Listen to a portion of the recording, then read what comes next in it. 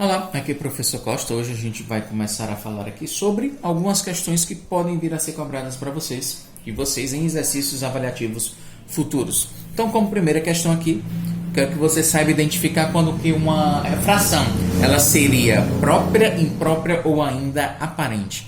No caso aqui, a fração 1 sobre 2, certo? O numerador ele é menor do que o denominador. Nesse caso, você tem aí uma fração classificada como uma fração própria. O numerador ele é maior do que o denominador, ou melhor, o numerador é menor do que o denominador e o denominador é maior do que o numerador. Isso representa uma fração própria. O inverso é justamente uma fração imprópria. Quando o numerador ele for maior do que o denominador, você tem uma fração imprópria. É o exemplo da fração 5 sobre 3. E por último, uma fração aparente. O que é uma fração aparente?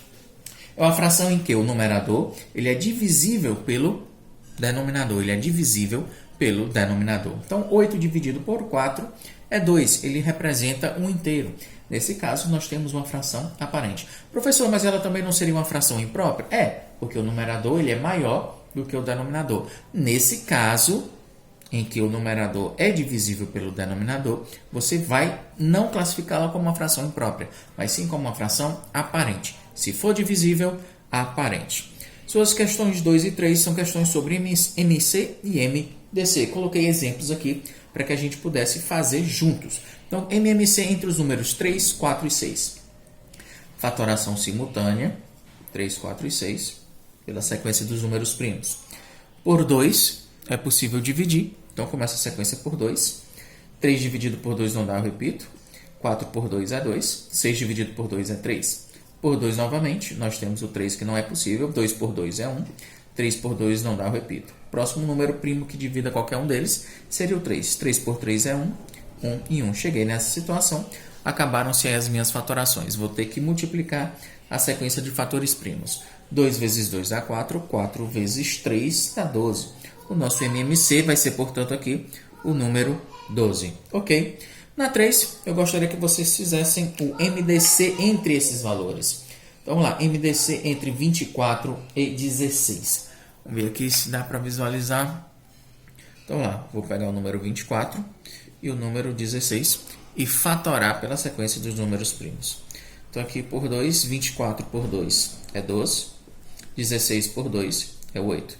Por 2 novamente, ainda é possível. 12 por 2 dá 6. 8 por 2 dá 4.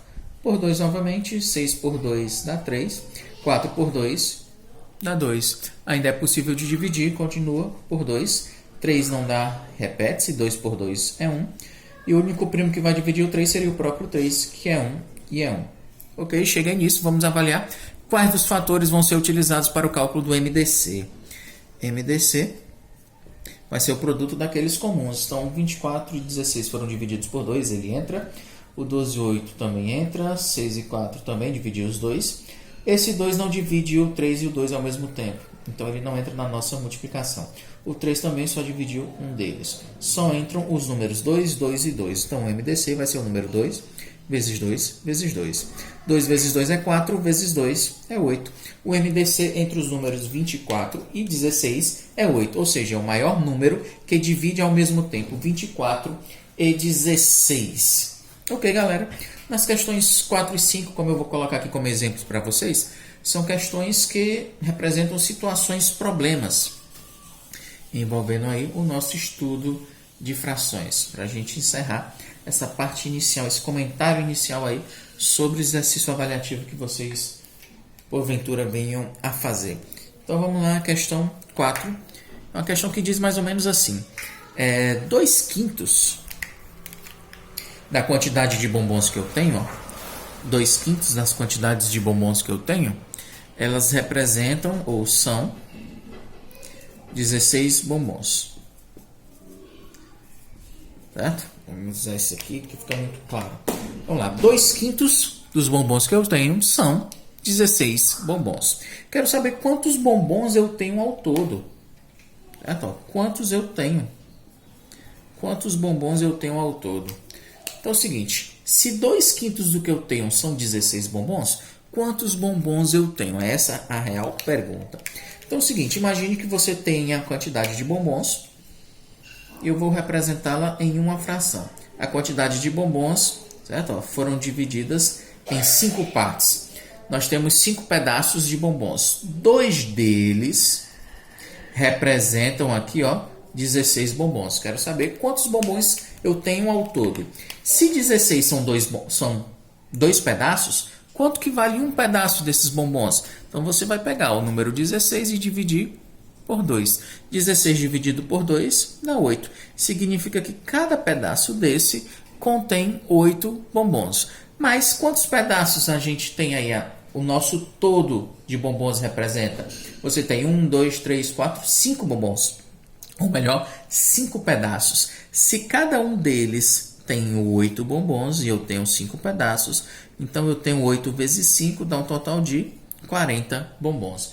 Então, a resposta do nosso problema, quantos bombons ao todo nós temos? Ao todo nós temos 40 bombons. Ok? Nós fizemos muitos exercícios envolvendo esse tipo de problemática.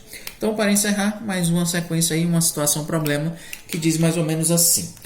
3/5, ou melhor, 3/8 de uma dívida que eu tenho equivalem a R$3.000. Certo?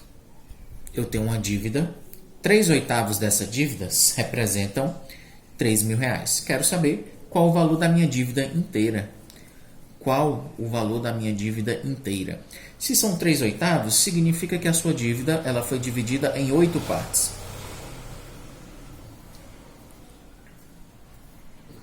Pronto, sua dívida foi dividida em 8 partes. 3/8 significa que você está considerando 3 pedaços dessa dívida. Esses 3 pedaços que eu estou considerando representam R$3.000. 3/8 representam R$3.000. Quero saber qual a quantia da dívida inteira.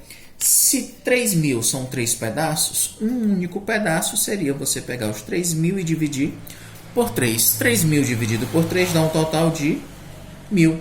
Cada pedacinho desse da minha dívida representa R$1.000. Quantos pedaços ao todo a minha dívida tem? Ela tem 1, 2, 3, 4, 5, 6, 7, 8. Existem 8 pedaços. Então, ó, se cada um deles vale 1.000, eu tenho 8 pedaços ao todo. 8 vezes 1.000 são R$8.000. Resposta: qual seria a minha dívida inteira? A minha dívida total seria de R$8.000. Então, galera, esse é um comentário inicial aí das primeiras questões da prova de vocês. Obrigado pela atenção e até a próxima. Valeu!